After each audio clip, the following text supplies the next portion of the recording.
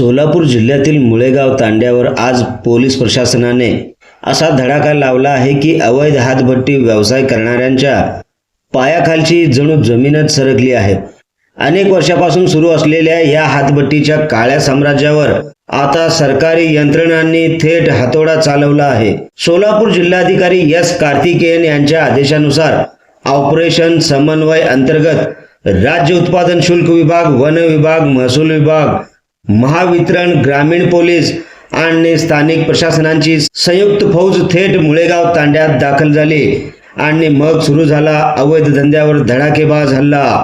या कारवाईत तब्बल 4250 लिटर हातभट्टी दारू तयार करण्यासाठी वापरले जाणारे रसायन जप्त करण्यात आले। इतक्या मोठ्या प्रमाणात रसायन जप्त होणं म्हणजे या भागात अवैध दारूचा धंदा किती मोठ्या प्रमाणावर सुरू होता याचा अंदाज सहज लावता येतो। सोलापूर जिल्ह्यातील मुळेगाव तांड्यावर धडक कारवाई झाली, लाखोंचा मुद्देमाल जप्त झाला। पण खरा प्रश्न आहे, हे काळं साम्राज्य उभं राहिलंच कसं? प्रशासन जागं झालं की प्रशासनाला जागं करण्यात आलं? हातभट्टीच्या या धंद्यामागचे खरे चेहरे कोण?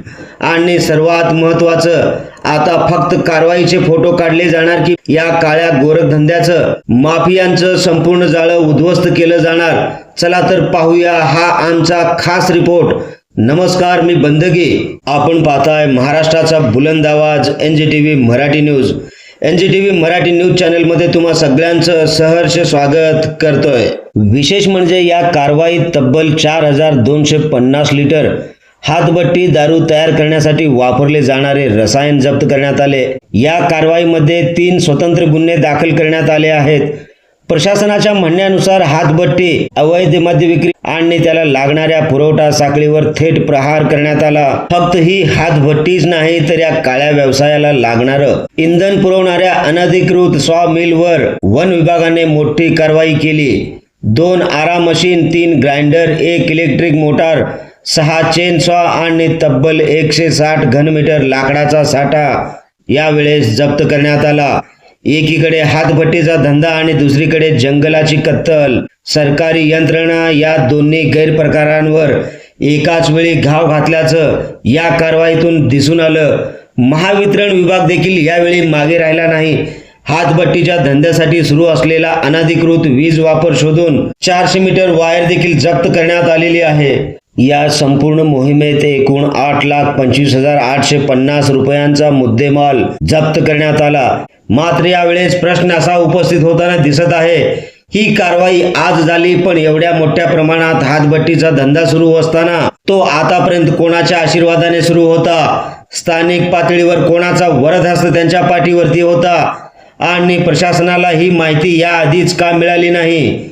हे प्रश्न आता सर्वसामान्य नागरिक विचारू लागले आहेत। दरम्यान राज्य उत्पादन शुल्क विभागाने दिलेल्या माहितीनुसार 1 एप्रिल ते 19 जून 2026 या अवघ्या 2.5 महिन्यांच्या कालावधीत सोलापूर जिल्ह्यात एकूण 708 गुन्हे दाखल करण्यात आले आहेत।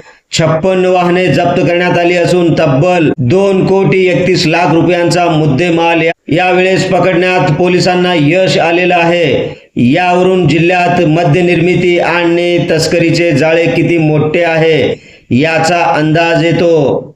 प्रशासनाने आता स्पष्ट इशारा दिलेला आहे, अवैध मद्य निर्मिती, विक्री, वाहतूक किंवा अशा धंद्यांना जागा उपलब्ध करून देणाऱ्यावर देखील कठोर कारवाई होणार।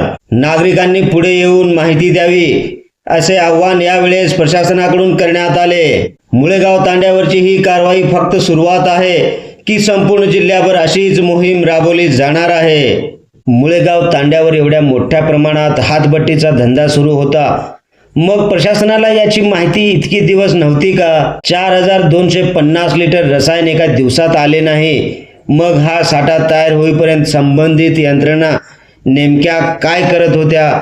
या अवैध धंद्यामागे कोणाचा राजकीय किंवा आर्थिक वरदहस्त आहे का? हातभट्टी व्यवसायासाठी वापरल्या जाणाऱ्या लाकडाची मोठ्या प्रमाणावर कत्तल होत होती, मग वन विभागाच्या नजरेतून हे सुटलंच कसं? अनधिकृत वीज वापर सुरू असताना महावितरण कंपनीच्या तपासणीत हे आधी का आढळलं नाही? कारवाईनंतर काही दिवसांनी पुन्हा हातभट्टीचे अड्डे सुरू झाले तर त्याची जबाबदारी कोण घेणार? फक्त छोटे व्यावसायिक पकडले जाणार की या संपूर्ण रॅकेट मागील मुख्य सूत्रधारांवर देखील कारवाई होणार। अवैध दारूंमुळे अनेकांचे जीव धोक्यात येतात, अनेकांच्या संसाराची राख रांगोळी होते। मग अशा गुन्हेगारांवर मोक्का किंवा कठोर कायद्यांतर्गत कारवाई का होत नाही? सोलापूर जिल्ह्यात अवघ्या 2.5 महिन्यात 708 गुन्हे दाखल झाले।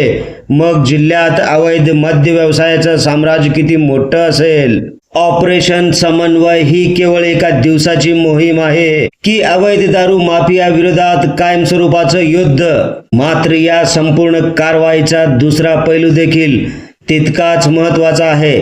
सोलापूर जिल्हाधिकारी एस कार्तिकेयन यांच्या मार्गदर्शनाखाली राज्य उत्पादन शुल्क विभाग, सोलापूर ग्रामीण पोलीस, वन विभाग, महसूल विभाग आणि महावितरण यांनी दाखवलेला समन्वय निश्चितच कौतुकास्पद म्हणावं लागेल।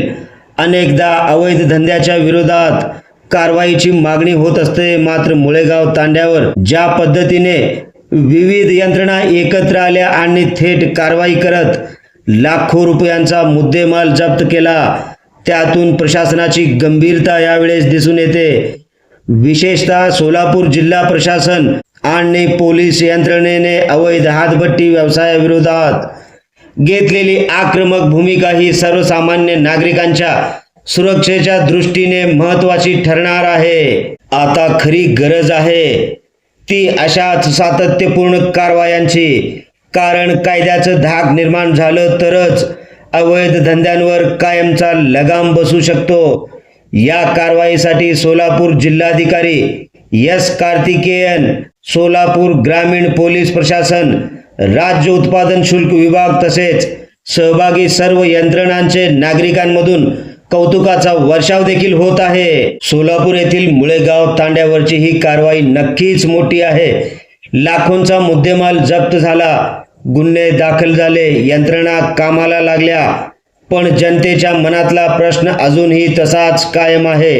यावेळेस कारवाई करणं महत्त्वाचं की अवैध धंदे कायमचे बंद करणं?